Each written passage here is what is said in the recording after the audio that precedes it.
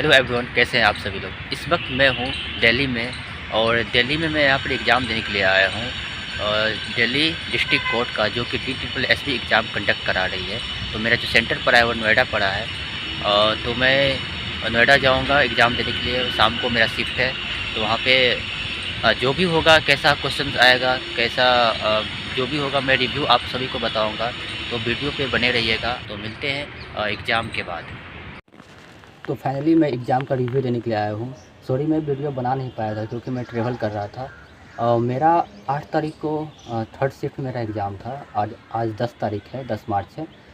और रिव्यू की बातें करें तो और एक सेंटेंस में मैं बताना चाहूँ कि एग्ज़ाम का लेवल कैसा था। तो एग्ज़ाम का लेवल बिल्कुल मॉडरेट था, कह सकता हूँ। नहीं ज़्यादा हार्ड था, नहीं टफ़ था।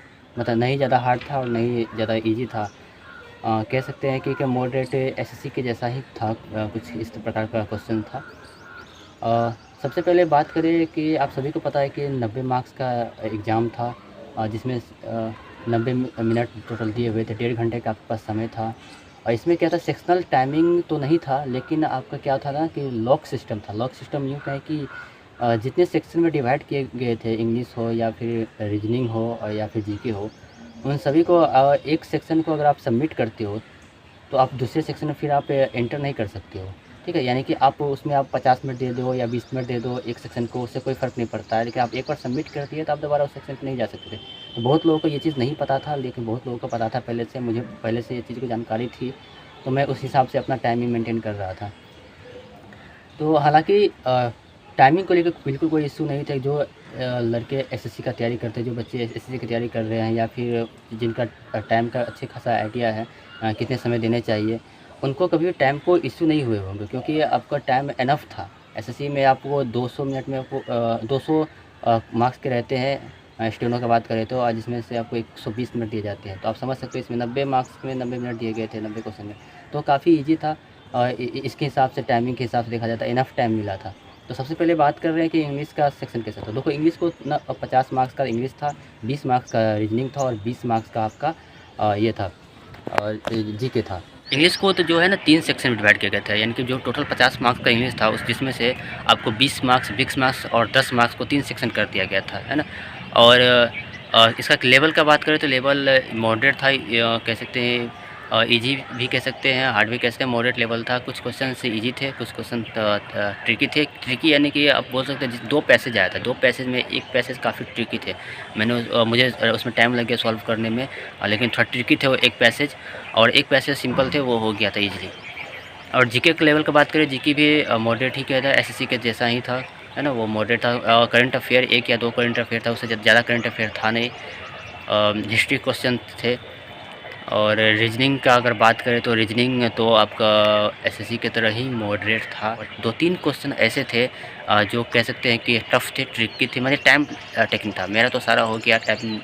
रीजनिंग में मुझे कोई इश्यूज़ नहीं हुए, क्योंकि रीजनिंग मेरा सबसे मतलब कह सकते हैं अच्छा पार्ट है, स्ट्रॉन्ग पार्ट रीजनिंग ही मेरा है। तो वो मेरा बहुत अच्छे से हो गया।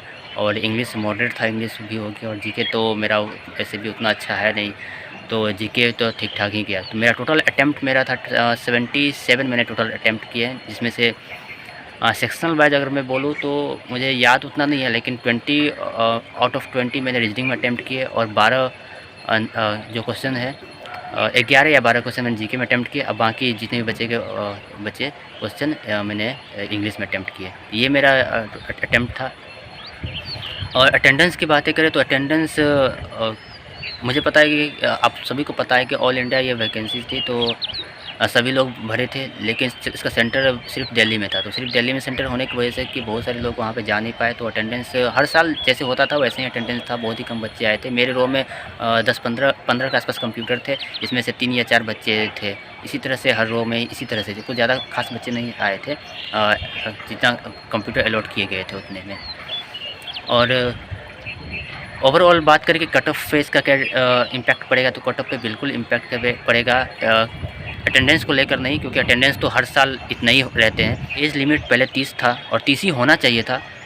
हर साल या कोई भी डिपार्टमेंट वैकेंसी आती है सीनियर पर्सनल असिस्टेंट या पर्सनल असिस्टेंट का, तो उसका एज लिमिट 30 ही रखा जाता है, क्योंकि इसमें शॉर्ट हैंड भी काफ़ी अच्छे स्पीड में पूछे जाते हैं। लेकिन इसमें 27 रखे गए थे, जिसकी वजह से बहुत सारे बच्चे जो एलिजिबल थे भरने के लिए वो एलिजिबल नहीं हो पाए भरने के लिए, तो जिसकी वजह से कट ऑफ हो सकता है इस पर इम्पैक्ट पड़े। और इसमें सिलेक्शन उन्हीं बच्चे का होगा जिनका शॉर्ट हैंड बहुत ही अच्छा है, क्योंकि 4% मिस्टेक के अंदर आना 100 या 110 के स्पीड में थोड़ा मुश्किल होता है। आप सभी को पता है जो शॉर्ट हैंड सीख रहे हैं 4% मिस्टेक बहुत ही कम होते हैं। तो इसके अंदर आना यानी कि आपका रिटर्न जिनका भी अच्छा है, कट ऑफ जो भी आएगा मिनिमम जो भी दिया हुआ है उनसे अगर 50% से भी ज़्यादा अच्छे मार्क्स आ रहे हैं, तो ज़्यादा मार्क्स है तो आपका हो जाएगा सिलेक्शन कहीं ना कहीं। आपको उसके लिए डिस्क्रिप्टिव है, डिस्क्रिप्टिव के बाद आपका स्किल टेस्ट है, तो इसके लिए आगे आपको प्रिपेयर करना पड़ेगा। तो कुछ ये था रिव्यू मैं दे दिया हूँ। और चैनल को सब्सक्राइब करो, आगे और भी वीडियोज़ आएंगे एसएससी से रिलेटेड, बहुत सारे वीडियोज़ मैं अभी लाने वाला हूँ।